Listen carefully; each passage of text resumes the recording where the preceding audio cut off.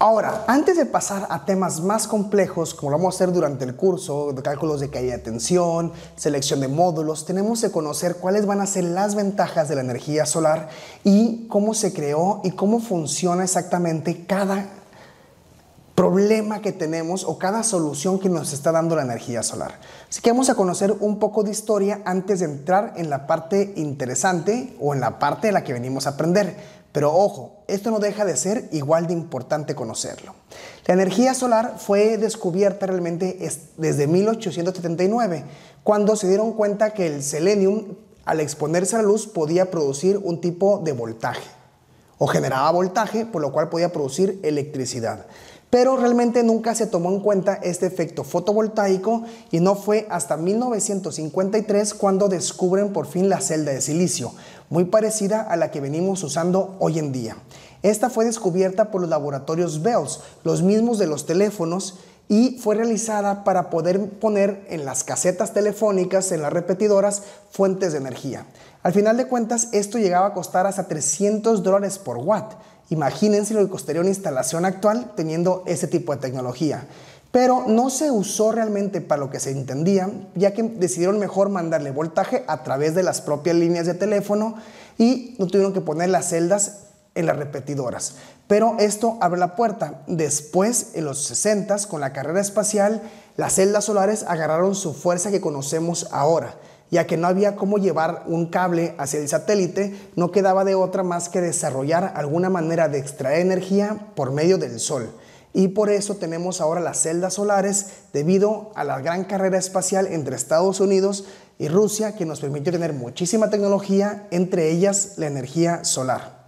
Y esto era para llevarle energía a los satélites. En 1970 se descubre una nueva manera de manufacturar mucho más rápida la energía solar. Esto hace que los costos se desplomen y ahora tengamos un costo de solamente $20 por watt. Si lo pensamos con los costos actuales, esto es altísimo, pero ya nos permitió tener la energía solar en más lugares que antes era impensable.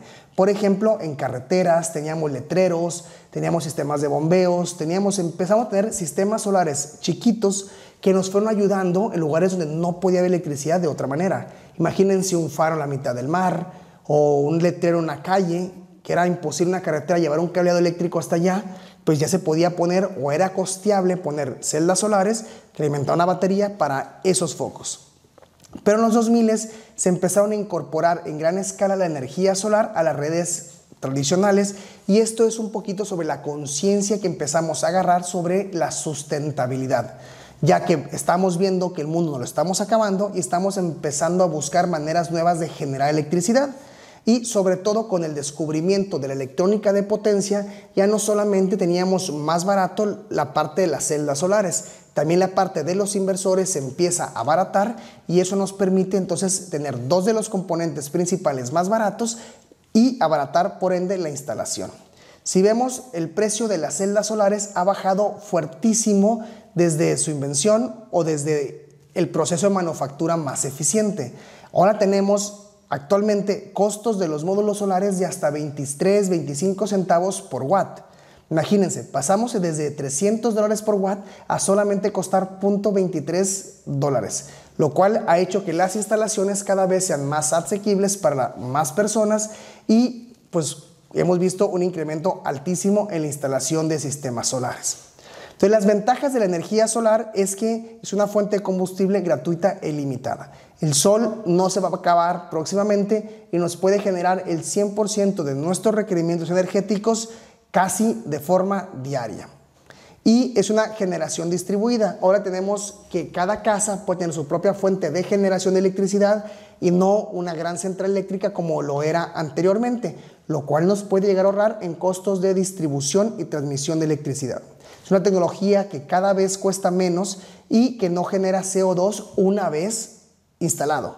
Puede generar muchísimo CO2 en la fabricación, en el transporte o hasta en la instalación, pero una vez que echamos a andar el sistema, ya su generación de CO2 es nula y pues detiene un poquito el calentamiento global.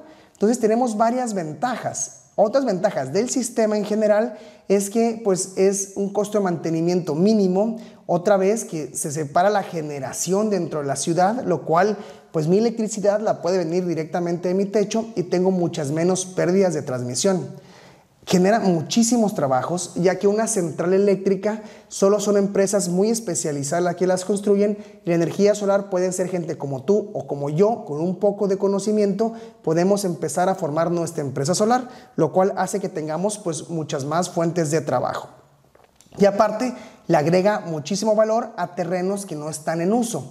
Yo puedo tener un lugar, o por ejemplo, ni siquiera tener un lugar, puede ser el techo de mi casa. El techo de mi casa es un lugar de mi propiedad que no tiene ningún beneficio o ningún valor agregado hacia la casa. Pero si yo le pongo energía solar, paso ese desuso y lo vuelvo en un uso que aparte genera un valor extra a mi propiedad, es decir, a mi casa, a mi negocio, o a lo mejor tengo un terreno baldío que no estoy construyendo, ahí podría poner energía solar y vender al mercado. Aunque esto último es bastante complicado, es una factibilidad que tenemos. Y vamos a ver que cada vez tenemos más y más energía solar instalada a nivel mundial y también dentro de nuestro país, cada vez tenemos más y más. ¿Esto es malo? Pues bueno, a lo mejor las personas que no son muy buenas con la competencia podrán pensar que es malo. Yo en lo personal pienso que son excelentes noticias que cada vez se instale más y seamos más, porque eso nos obliga a ser mejores. Nos obliga a capacitarnos más, a entender más y obviamente a ofrecer mejor calidad en nuestras instalaciones cada vez. Para usar energía solar tenemos tres sistemas principales: sistemas autónomos, sistemas residenciales y tenemos sistemas a gran escala. En este curso vamos a ver solamente los sistemas residenciales, comerciales o industriales. No vamos a ver prácticamente nada de los sistemas autónomos y no vamos a tocar tampoco la gran escala, es decir, arriba de 0.5. Vamos a enfocarnos solamente en lo que son las instalaciones residenciales, comerciales e industriales, así como lo indica el estándar de competencia. En las disposiciones administrativas de carácter general tenemos una muy importante. Acuérdense que estas las emite la CRE y la CRE se encarga de vigilarlas. Tenemos una que se llama modelos de contrato, la metodología de cálculo de contraprestación y las especificaciones técnicas generales aplicables a las centrales eléctricas de generación distribuida y generación limpia distribuida. Un nombre muy largo, nosotros las conocemos como las DACs de generación distribuida. Conozcan esta bien porque nos va a hablar de la energía solar en tres etapas. La primera etapa consiste en libre acceso, es decir, cualquiera puede interconectarse a la red y no debe de haber obstáculos para meter energía solar a las redes eléctricas, pero esto se nos va a acabar. ¿Y por qué se nos va a acabar? Porque las redes tienen límites y la energía solar no es constante y tenemos muchas variaciones. Si empiezo a tener mucha energía solar, las plantas de generación tradicional van a disminuir su capacidad de generación. Entonces, cuando se mete el sol, tendrán que acelerar muy fuerte. Entonces, hay un porcentaje que esas plantas toleran de entre prendidas y apagadas o de aceleraciones y frenadas. Ese porcentaje va a ser el límite que nos va a dar la CRE para la incorporación libre de energía solar. Y eso es la segunda etapa de la generación. Nos dice que arriba del 5% de la capacidad total del sistema eléctrico, sea de generación distribuida, tratarán de empezar a ver cómo pueden aceptar más.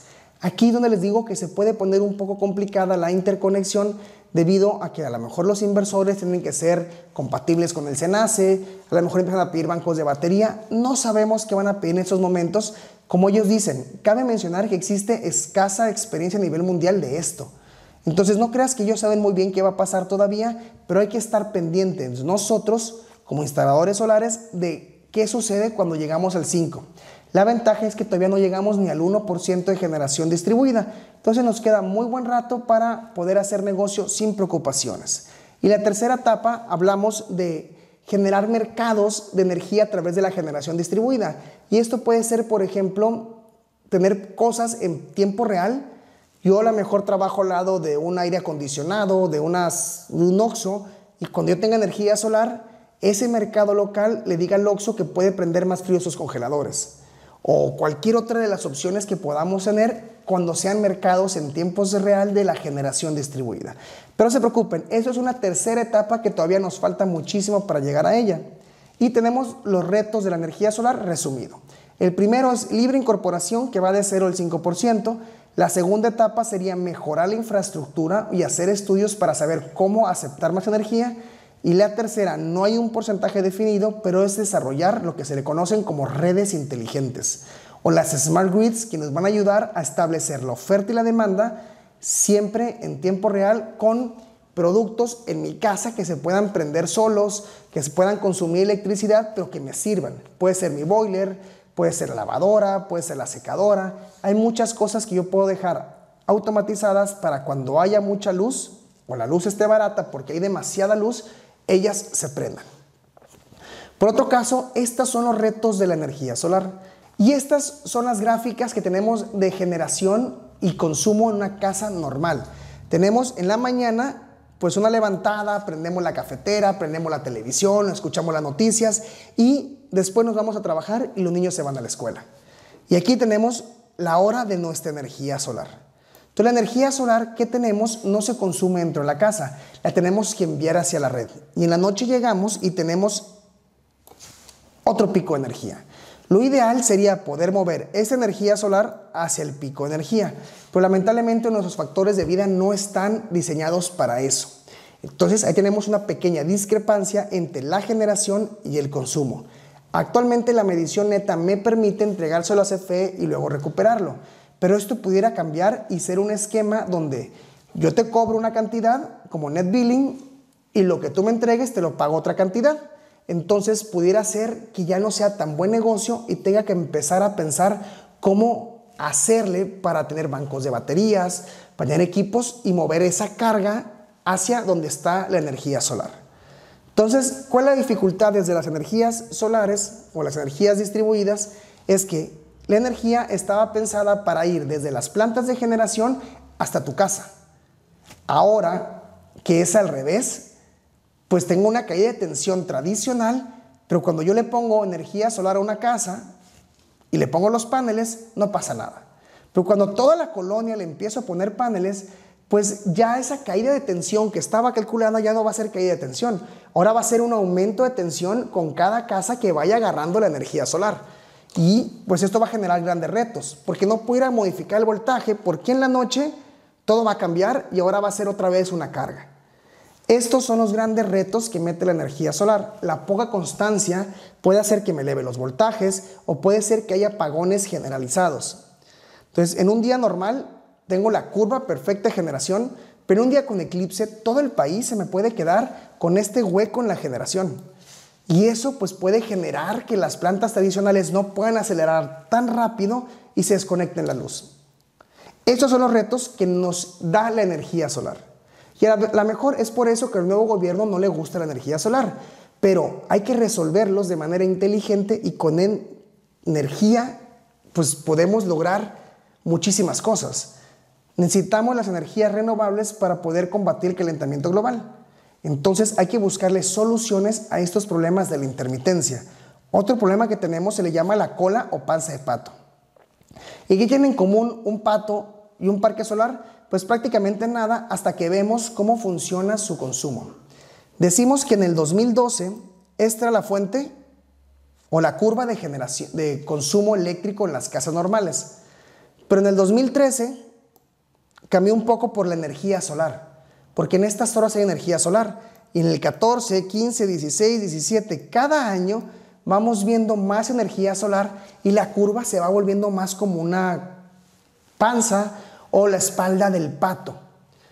En la noche no tengo energía solar y eso no se modifica, pero en el día, cada vez que haya más energía solar, va bajando más y más y más en la curva y las plantas de generación, al prenderse en la tarde, tienen que acelerar más rápido, porque el aumento de consumo eléctrico que se da en la tarde va justo con la caída de generación solar. Entonces, si el sol está así, al momento de arrancar las plantas tienen que arrancar de manera exponencial. Y ojo, no todas las plantas pueden arrancar tan rápido. Es por eso que se le llama el problema de la curva de cola de pato o la panza de pato, porque nos simula esa forma que tiene la energía solar, que nos pone grandes retos al encendido de las turbinas de generación. Entonces, para superar estos retos, vamos a necesitar en el futuro tener redes más flexibles, incentivar el uso de la energía cuando hay energía solar y tener grandes almacenamientos de energía solar. Y, muy importante, generar redes inteligentes y un mercado de consumo eléctrico al momento. Es decir, que los precios de electricidad los detecten mis equipos y si tengo cargado mi celular y está barato, que se cargue el coche eléctrico, que se prenda la secadora, que se prenda el boiler en los parques industriales, pues que sepan que en ese momento hay mucha electricidad y pueden echar a andar sus procesos más costosos. Si hay poca energía, pues que también los propios procesos se dejen de consumir. Es decir, generarles un mercado tanto al consumo como a la generación de electricidad que estén muy apegados a los precios. Almacenamiento de energía, pues puede ser en parques de baterías, pero también pueden ser las propias plantas hidroeléctricas. En el día, pues funcionan como fuente de generación y en la noche se bombea de la parte de abajo a la parte de arriba y aquí se almacenan kilowatts hora, pero en forma de agua. Estas son fuentes también que se están considerando para poder combatir los problemas que entregan las energías renovables. Y no es que sean malas energías renovables, sino pues que tienen sus retos y también tenemos que aprender cómo solucionarlos. En las baterías, pues ya vemos ahora las de moda, las Tesla Wow, que yo jamás he visto una, pero pues este mercado se está cada vez conociendo un poco más el tema de baterías y aparte tenemos ya grandes baterías a gran escala. Es decir, dentro de las propias ciudades puedo tener parques de baterías que agarren electricidad cuando hay mucha energía solar, la almacenen y la vendan o la suelten cuando hay poca energía solar. De esta manera puede ser negocio comprar barato y vender caro y nos mantiene en la red eléctrica 100% estable todo el tiempo. Entonces va a ser como una bolsa de valores. Tratas de comprar barato para vender caro. Ahora, cuando yo tenga los coches eléctricos, también me van a permitir tener baterías en toda la ciudad distribuido. Entonces, cuando hay energía solar, puedo programar mis automóviles y decir, oye, cárgate cuando esté barata la luz. Se cargan cuando hay mucho sol y se puede vender cuando hay poco sol. Y si vemos estas gráficas, pues puedo mover la energía de cuando está muy barata a cuando está muy cara.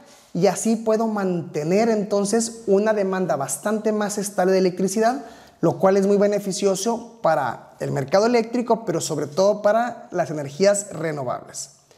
Y si vemos este estudio de dónde se cargan los coches eléctricos, la mayor parte de la gente los va a cargar en el trabajo o en estaciones de carga, que si fijas es la hora de 7 de la mañana a 4 de la tarde.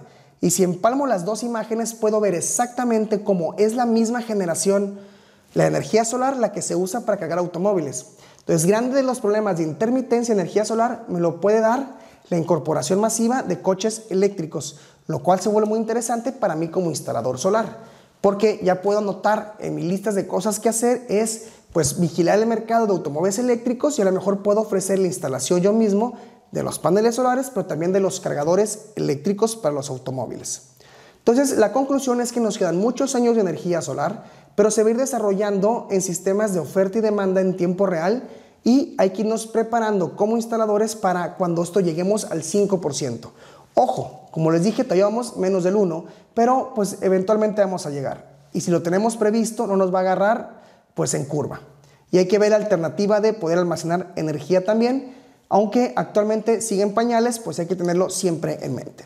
Y ya con esto, pues nos vemos en el siguiente capítulo, ahora sí, a conocer un poquito de cosas más técnicas sobre la energía solar y el funcionamiento de los sistemas fotovoltaicos. Saludos.